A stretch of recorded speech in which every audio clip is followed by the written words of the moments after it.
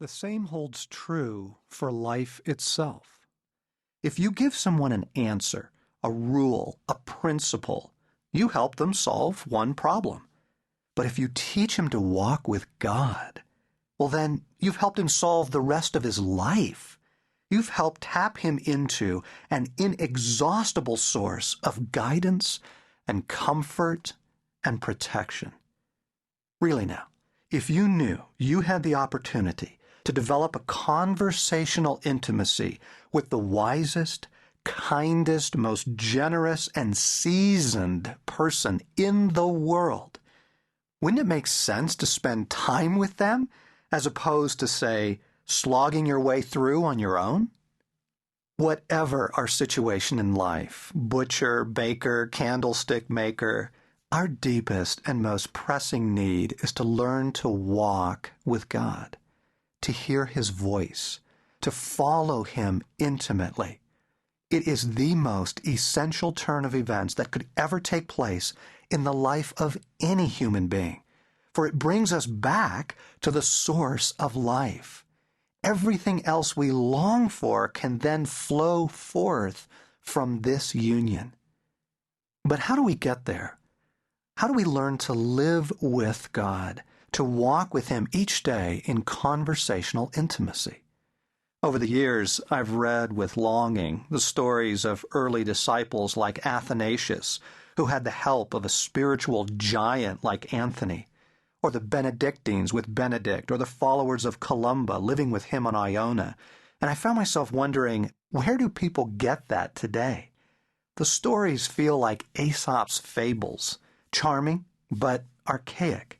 I don't know anyone who lives in the same hut with a genuine spiritual counselor, mentor, father, or director with whom they can process the unfolding events of their life anytime they'd like. I know such fathers exist, and I pray they increase, but in the meantime, they are rare. Most of us haven't the option, but we can still learn. You might not have access to a master fly fisherman, but if you could watch someone cast who has been at it for a few years, you would learn a lot. When Stacy and I first married, we loved to hang out with couples who'd been hitched for a decade or two. There was so much to gain simply from hearing their experiences, the good and the bad. And in truth, it was often the tales of their mistakes that helped us most. And so I found that by describing my experiences and putting words to the things that God is showing me, I can shed light on your experiences and put words to things God is showing you. In sharing these stories, I am in no way suggesting that this is the only way to walk with God.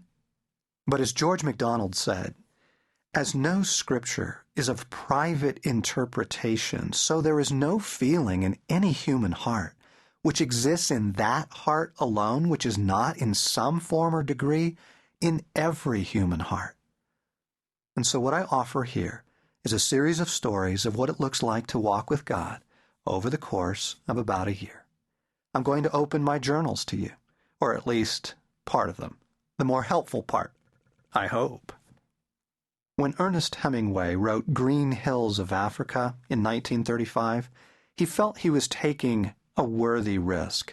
He said this, "I have attempted to write an absolutely true book, to see whether the shape of a country and the pattern of a month's action can, if truly presented, compete with a work of the imagination." Now, how much more valuable might this be if we could share with one another the stories of our true encounters with God? Not the mountaintop ones, but the everyday encounters as they are lived out over a year. Some of these stories will open up new horizons for you. That is certainly my hope. Learning to hear the voice of God may itself be a new frontier and an exciting one, with unexpected joys around each new turn. You will, no doubt, come across lessons you've already learned, probably better than I. But you may have forgotten. We do forget even the most precious encounters we have with God. Perhaps I will help you to remember and recover what you might have lost. I may also help you tell your own story as well, give you eyes to see what is unfolding and help you set it down so that it doesn't slip away.